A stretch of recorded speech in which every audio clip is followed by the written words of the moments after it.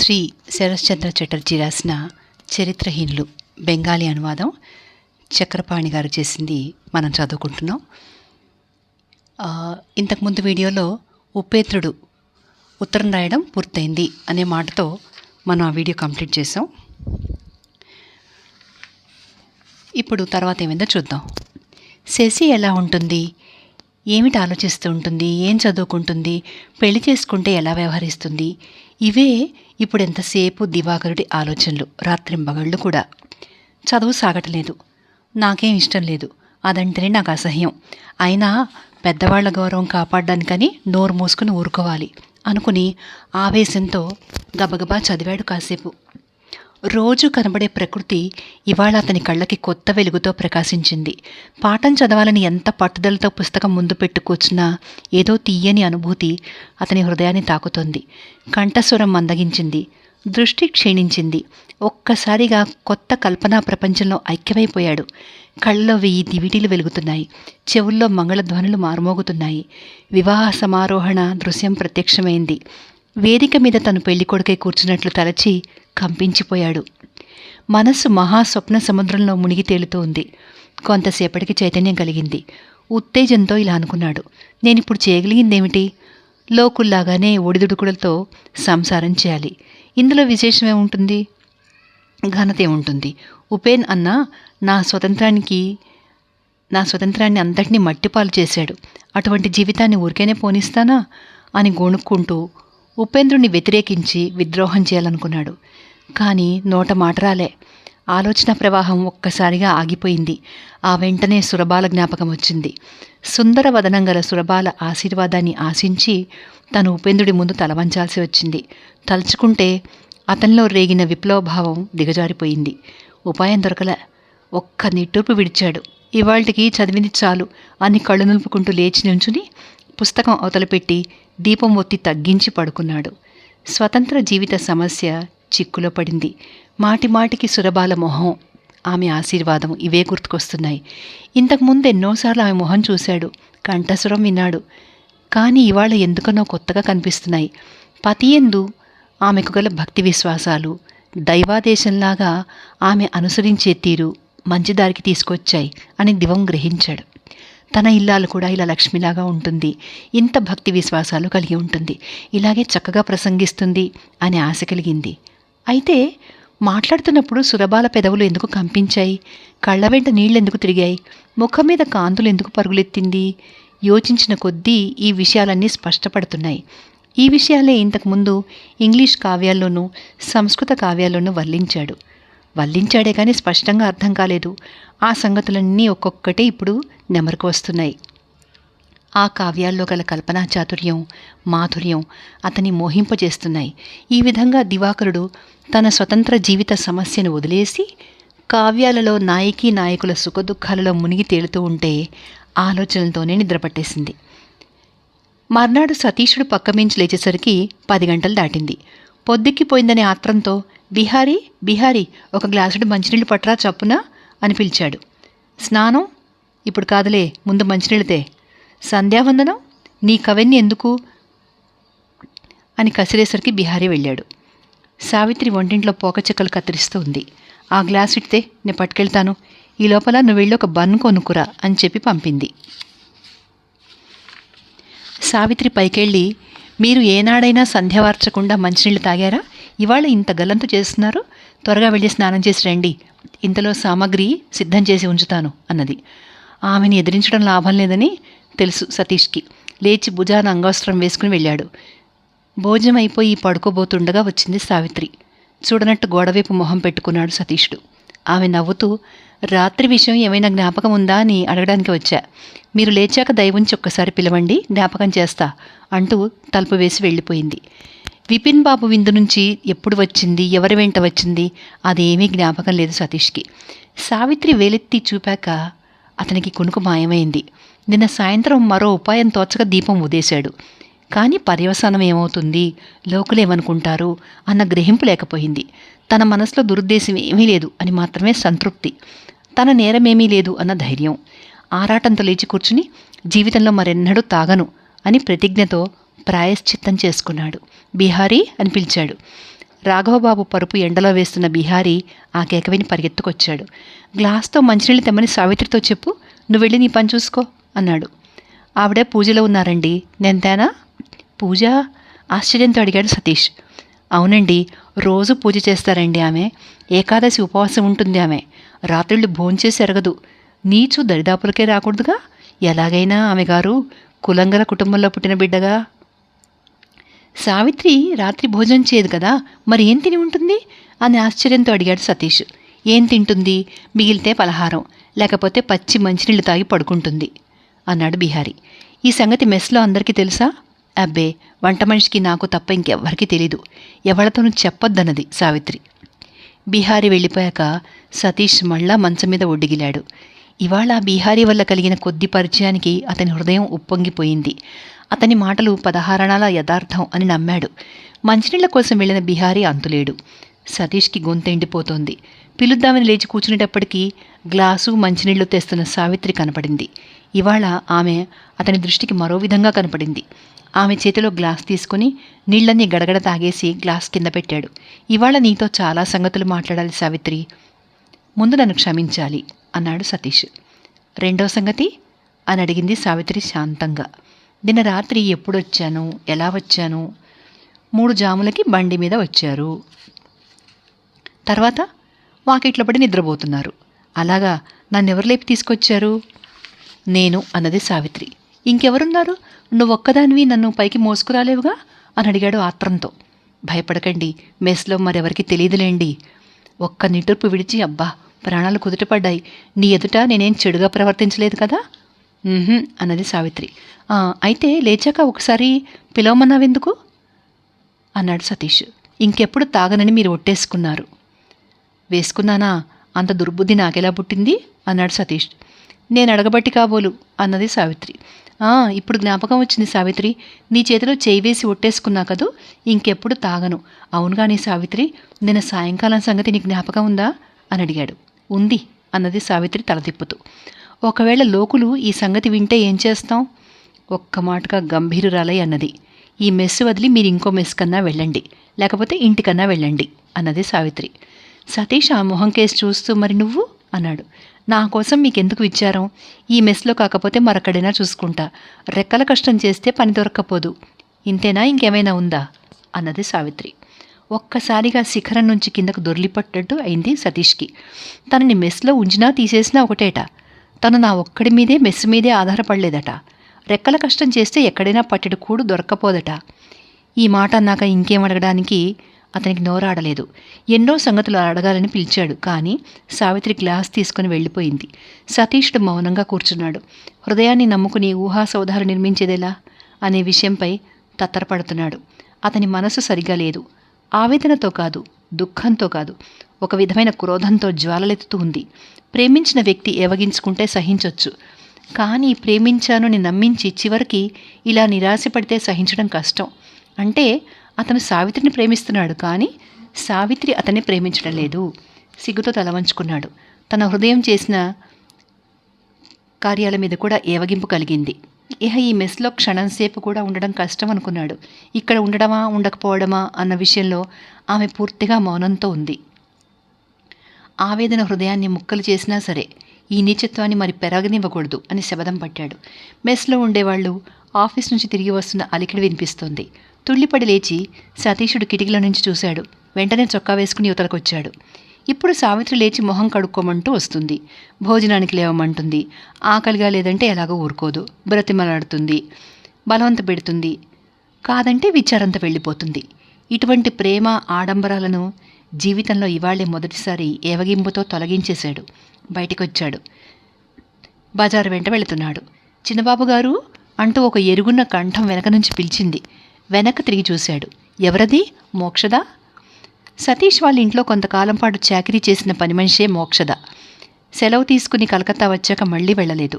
నేనే బాబు, ఉత్తరం ఒకటి వచ్చింది, కాస్త చదివించుకుందామని. ఇంత మహాపట్నంలో నీకు చదివి పెట్టేవాళ్ళే లేకపోయారా? ఏది ఉత్తరం అన్నాడు సతీష్. ఇంట్లో పెట్టేసి వచ్చా బాబు, ఎరగని వాళ్ళ చేత చదివిద్దామంటే ఇష్టం లేదు.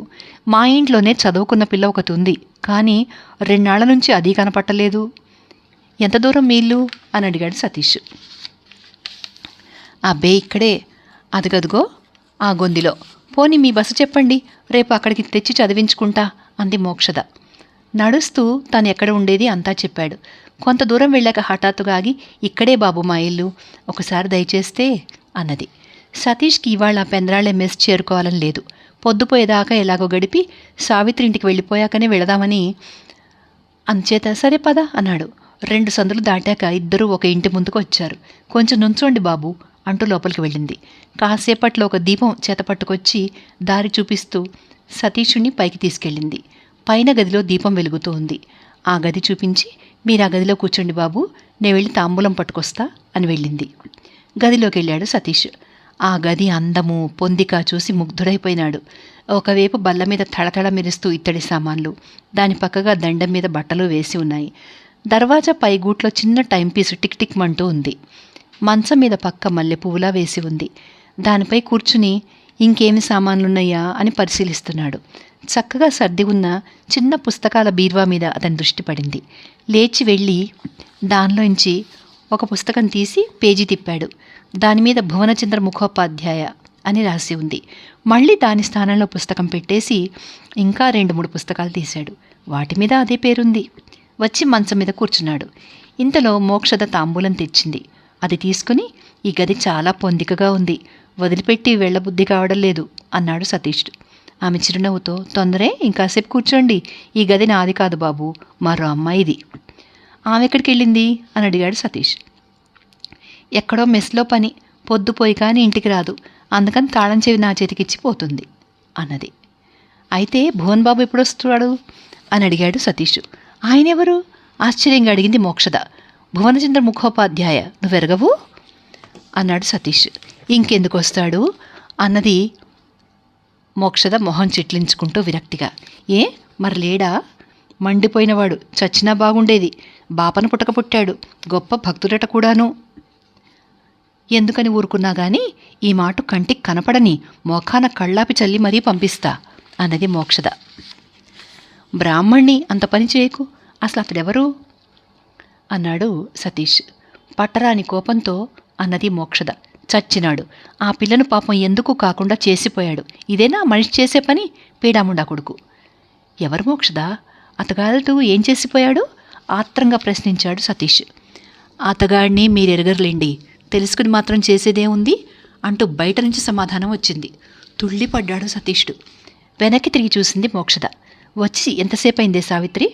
ఇప్పుడే వస్తున్నా పిన్ని, నీకు ఈ దొరగారు ఎక్కడ దొరికారు? ఈయనే సావిత్రి, మా చిన్నబాబు గారు, మా ఇంటి నుంచి ఉత్తరం వచ్చింది, చదివిద్దామని తీసుకొచ్చా. సరే, అయితే నీ గది ఉండగా నా గదిలోకి తీసుకొచ్చావెందుకు? అలా కోపగించుకుంటావెందుకే సావిత్రి? పెద్ద మనుషులు కూర్చోడానికి నా గదేమన్నా బాగుందా? మర్యాదస్తులు కలిగిన మహారాజులు వస్తే సంతోషించాలి కానీ కోపగించుకుంటారా? నాకేం కోపం పిన్ని, ఏమీ లేదు. మరి బాబుగారికి నోరు ఏమన్నా తీపి చేయవు? ఏం కావాలి బ్రాహ్మణ దేవత అన్నది సావిత్రి. తల వంచుకున్న సతీష్ ఏమీ అవసరం లేదు అన్నాడు. సావిత్రి ధోరణికి మోక్షద ఆశ్చర్యపడింది. ఏం మాటలే సావిత్రి, పెద్ద మనుషులతో అలాగైనా మాట్లాడేది? నేనేం అమర్యాదగా మాట్లాడాను పిన్ని. పోనీ నువ్వు దుకాణానికి వెళ్ళి ఏమైనా తీసుకురా, ఈలోగా తక్కినవని నేను సిద్ధం చేస్తా అన్నది సావిత్రి. ఇక్కడ మీకు అప్పటి బొమ్మలు చూపిస్తాను. ఇది సావిత్రి. ఇక్కడ సతీష్ మోక్షద ఇద్దరు మాట్లాడుకుంటుంటే అప్పుడే వచ్చింది సావిత్రి. అది సావిత్రిలని తెలియదు అతనికి. సావిత్రిని తప్పించుకోవడానికని మోక్షద వెంబడొచ్చాడు. తీరా ఇక్కడ ఇది సావిత్రి గది అని ఇప్పుడు తెలిసింది. ఈ బొమ్మలు చూడండి ఎంత బాగున్నాయో.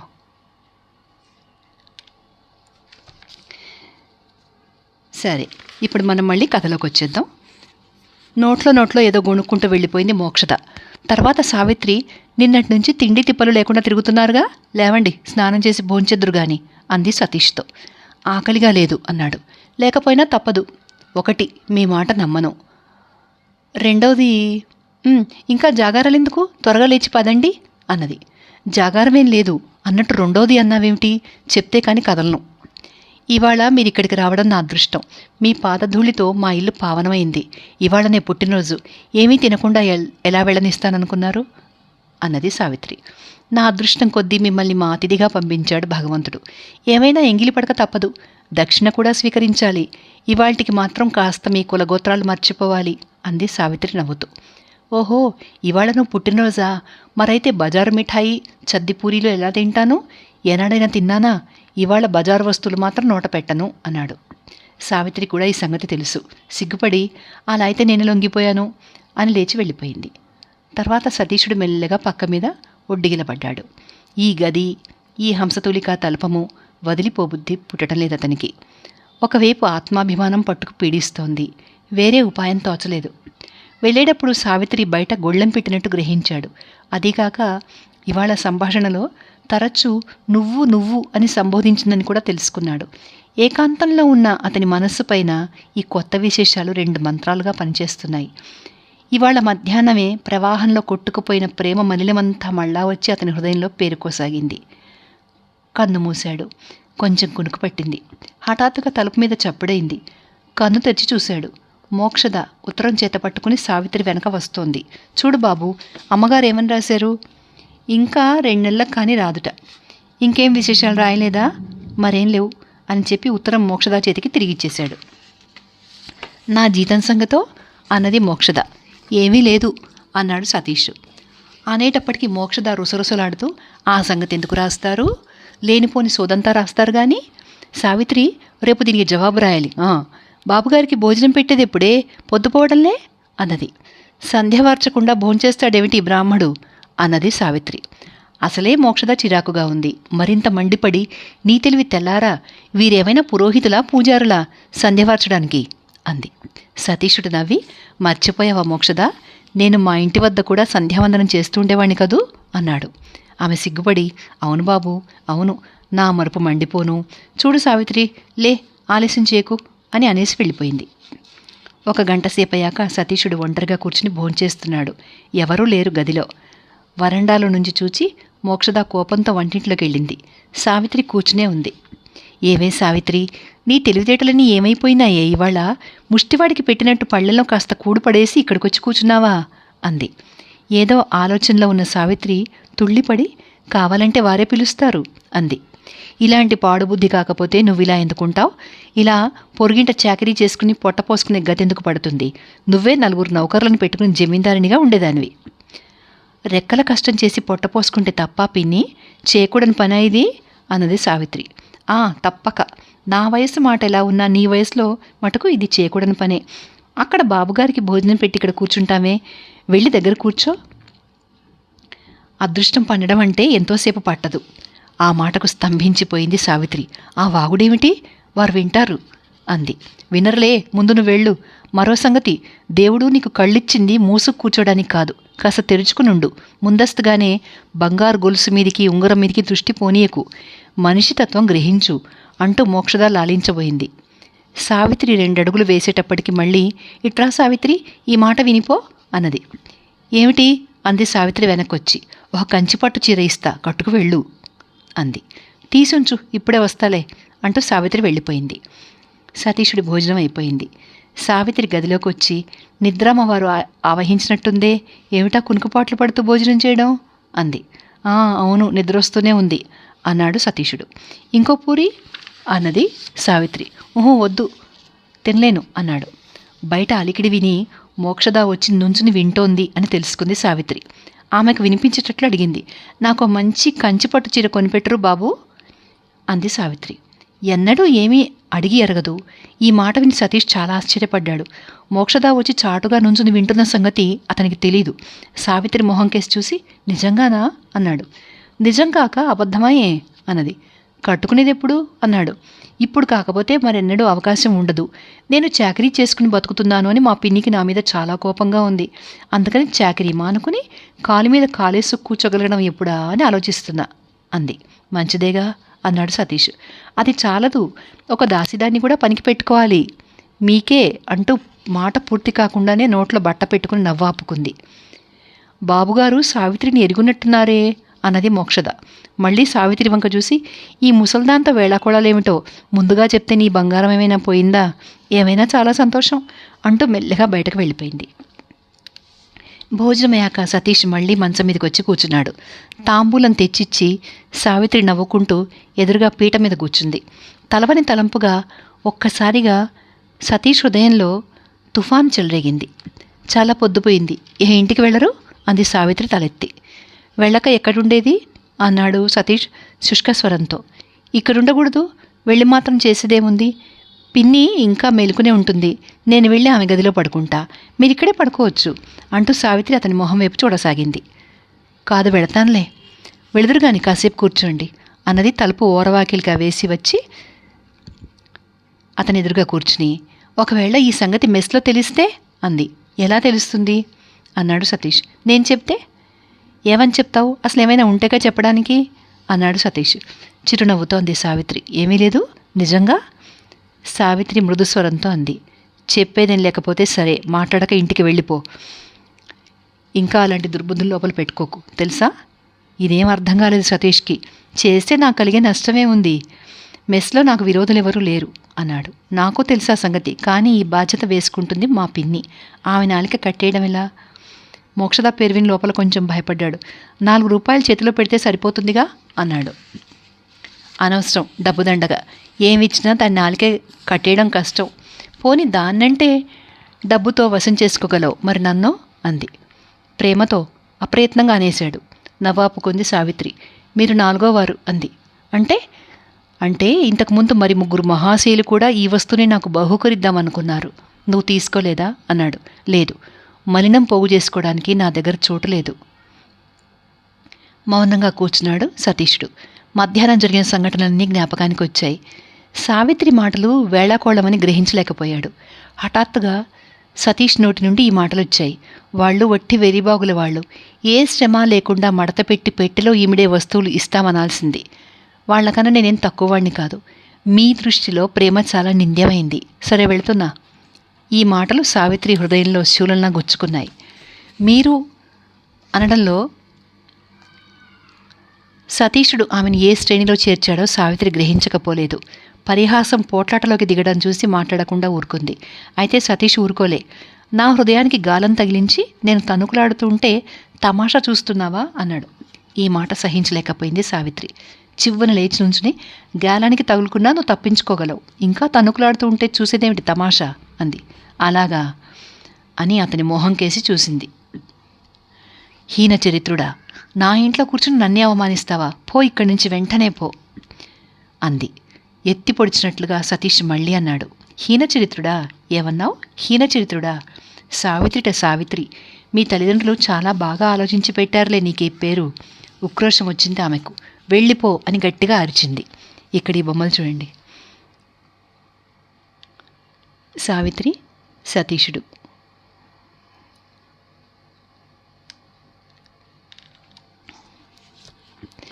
సతీష్ హృదయంలో క్రోధం, అవమానం పూర్తిగా ఆవరించాయి. సావిత్రి వంక కన్నెత్తైనా చూడకుండా ఇలా అన్నాడు. కానీ వెళ్ళబోయే ముందు నీ కొంగుతో మళ్ళీ ఒక్క మాట నా పాదాలు తొడవు, లేకపోతే ఇంకేదైనా వంక ఉంటే చూడు సేవ చేయడానికి. అనుకోకుండా ఒకరి మొహం ఒకరు చూసుకున్నారు. కొంచెం దగ్గరగా వచ్చి సావిత్రి పెద్దగా అన్నది. కసాయి కంటే కూడా నువ్వు కఠినుడివి, వెళ్ళు, ఇక్కడి నుంచి వెళ్ళిపో, లేకుంటే నీ పాదాల ముందు తల బద్దలు కొట్టుకొని చేస్తాను అంది. ఆమె కంఠస్వరం అంతకంతకు తీవ్రమవుతోంది. అది చూసి సతీష్లు భయపడ్డాడు. మెల్లగా వరండాలోకి వచ్చి ఆగిపోయాడు. అంతా చీకటి గాఢ అంధకారం, దారి తెన్ను కనపడదు. జేబులో చేపెట్టి చూస్తే నిప్పు పెట్టలేదు. ఏం తోచలే. ఒక్క 5 నిమిషాల పాటు నుంచుని మళ్ళీ సావిత్రి గదికేసి బయలుదేరాడు. వాకిట్లోకి వచ్చి చూశాడు. చాప మీద సావిత్రి పడిపోయి ఉంది. సావిత్రి మెల్లగా పిలిచాడు. మొహం దగ్గరికి వెళ్ళి చూశాడు. కళ్ళు మూసుకుని ఉన్నాయి. నొసట చేయి వేశాడు. శుభ్ర తప్పి పడిపోయి ఉంది. భయంతోనే చైతన్యం లేని సావిత్రి శరీరాన్ని మెల్లగా మంచం మీద పడుకోబెట్టి బట్ట తడిపి మొహం తుడిచాడు. విసనకర తీసుకుని విసిరాడు. కొద్ది నిమిషాల్లో సావిత్రి కళ్ళు తెరుస్తూ సర్దుకుని ఒత్తిగిల్లింది. ఇంకా వెళ్ళలే నువ్వు అని అడిగింది రోషంగా.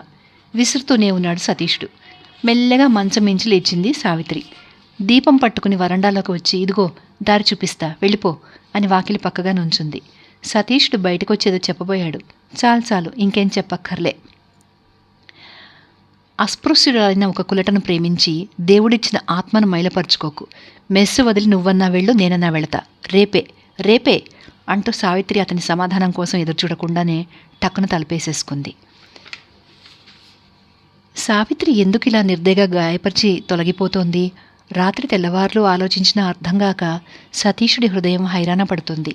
ఈ ఆరాటంతో పొద్దునే వెళ్ళి మరోచోట ఇల్లు కుదుర్చుకొచ్చాడు. బిహారీ, సావిత్రి ఇంకా రాలేదా?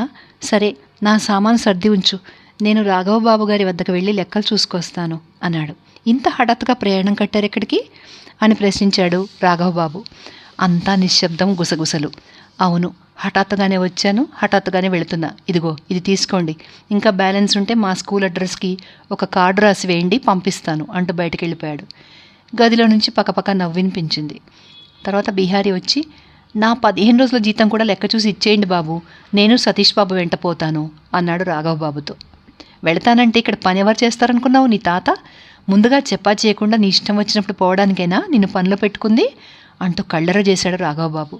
ఆ కోపంతోనే గబగబా సతీషుడి గదిలోకి వచ్చి, మీరు మెస్ అంతా నాశనం చేయదలుచుకున్నారే అన్నాడు. బెడ్ చుడుతున్న సతీష్ తలెత్తి, ఏం చేస్తున్నాను అన్నాడు. పని మనిషి రాలేదు, అది అసలే ఎగ్గొట్టేటట్టుంది. ఇప్పుడు బీహారీని కూడా వెంట తీసుకుపోతే మెస్ గతేం కాను? నేరం చేసేదొకరు, శిక్ష అనుభవించేది మరొకరునా? మీ మాటలు నాకేం అర్థం కాలే అన్నాడు సతీష్. ఎలా అర్థమవుతాయి? అర్థం కాకుండా ఉంటేనే మజా. మీరు చేసే పనులు, మీ నడత మాకు తెలియకపోలేదు సతీష్ బాబు. ఇంతకాలం నుంచి పాముకు పాలు పోసి పెంచినట్లయింది. నయం, మీ అంతటా మీరే మర్యాదగా పోతున్నారు, లేకపోతే మేమే పంపాల్సి వచ్చేది అన్నాడు రాఘవబాబు ఈర్ష్యతో. సతీష్ రాఘవబాబు చేపట్టుకుని, ఏమిటండి ఈ మాటలన్నీ అన్నాడు. ఎదిరించి చేయలాక్కున్నాడు రాఘవబాబు. ఎందుకయ్యా తెలియనట్టు నటిస్తావు? దయచేయి త్వరగా. ఇంతలో బిహారీ వచ్చి, వారి మాటలకేం పోనిద్దురు, అసలు ఎందుకు మంటగా ఉందో నాకు తెలుసు, తర్వాత చెప్తాలే, ముందు సామాను సర్దుతాం రండి సతీష్ బాబు అన్నాడు. రాఘవబాబు ఉక్రోషంతో మండిపడుతూ వెళ్ళిపోయాడు. బిహారీ ఇక్కడ ఉండకుండా వెళ్ళడమే అసలు అతని మంటకు కారణం. అది తేలింది. బిహారీ మాట్లాడక సామానంతా మూటకట్టి నెత్తిన పెట్టుకుని బయలుదేరాడు. కొత్త బసకు వచ్చాడు సతీష్. ప్రతివారు తనని అవమానం చేస్తుంటే బదులు తీర్చుకునే సామర్థ్యం ఏమైంది అని ఆలోచనలో పడ్డాడు. రాఘవబాబు అనిపోయిన మాటలు ఆ రాత్రి సంఘటననే సాంకేతిస్తున్నాయి. విపునుడి బంటులు రగ్గులో నుంచి బయటకు లాగి తీసుకుపోవడం తలుచుకోగానే ఒళ్ళు కంపించిపోయింది. వాళ్ళందరి ముందు తనని అవమానపరిచి పంపాడు. ఈ మాట వింటే సావిత్రి ఏమనుకుంటుంది? ఇంతలో బిహారీ వచ్చి, స్నానం వెళ్ళైంది లేవండి అనగానే సతీష్ బాబు అంగాస్త్రం పైన వేసుకుని వెళ్ళాడు. తర్వాత బిహారీ షర్బత్ తెచ్చాడు, తాంబూలం, సిగరెట్టు ఇచ్చాడు. అలవాట్లేని ఈ ముసలాయన పనులు చూసి సతీష్కి నవ్వుకు బదులు ఏడుపు వచ్చింది. అయిందేదో అయింది, ఇహ అవన్నీ మర్చిపోవాలి అనుకున్నాడు. అతను చదువు కోసమని కలకత్తా వచ్చాడు, ఉండలేకపోతే తిరిగి వెళతాడు. కానీ ఇంత అవమానం చేసినా కూడా ఎంతసేపు అతని మనసు సావిత్రి ధ్యాసలోనే ఉంటుంది.